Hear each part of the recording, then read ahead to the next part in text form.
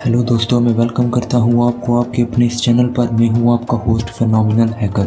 आप लोग बहुत बार इंटरनेट से ऐसी फाइल्स डाउनलोड करते हैं जिनमें वायरस मौजूद हो सकता है। ऐसे में आप लोगों का सिस्टम कंप्रोमाइज हो सकता है और हो सकता है कि इसमें कोई स्पाईवेयर या मालवेयर हो और कोई भी हैकर आप लोगों का सिस्टम हैक करके आप लोगों का पर्सनल डाटा स्टील कर सकता है।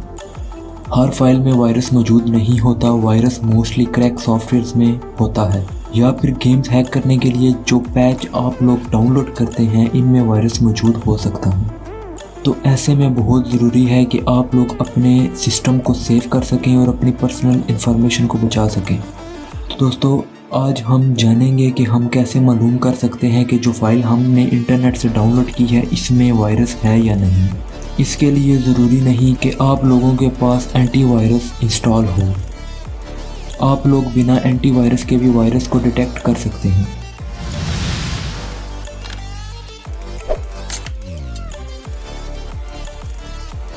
इसके लिए आप लोगों ने गूगल पर जाके सर्च करना है वायरस टोटल।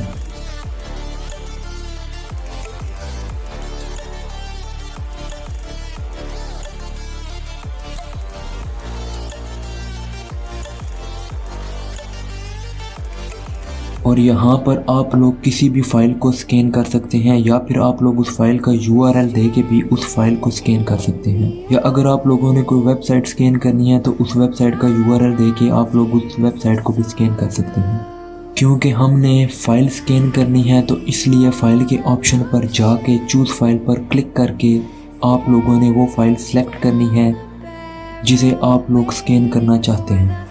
तो मैं यहाँ पर एक फ़ाइल सेलेक्ट करता हूँ जिसमें वायरस मौजूद है। आप लोग देख सकते हैं कि यहाँ पर एनालाइजिंग हो रही है।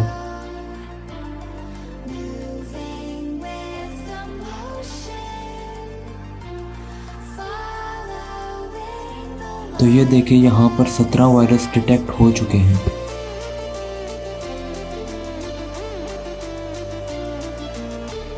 अब मैं इस फाइल को चूज़ करता हूँ जिसमें वायरस मौजूद नहीं है।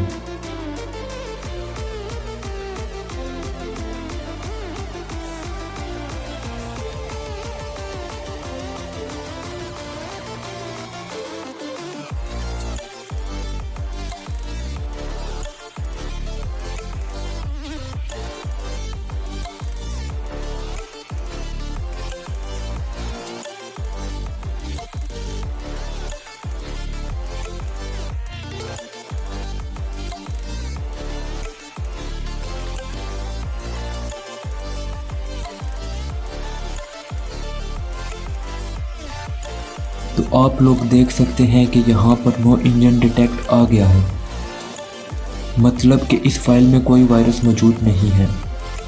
तो उम्मीद है दोस्तों आप लोगों को वीडियो पसंद आई होगी। अगर वीडियो पसंद आई है तो वीडियो को लाइक करें। मज़ीद ऐसी वीडियोस के लिए चैनल को सब्सक्राइब करें। आप लोगों के सपोर्ट की ज़रूरत है। तो मिलते हैं नेक्स्ट वीडियो में, तब तक के लिए गुड बाय।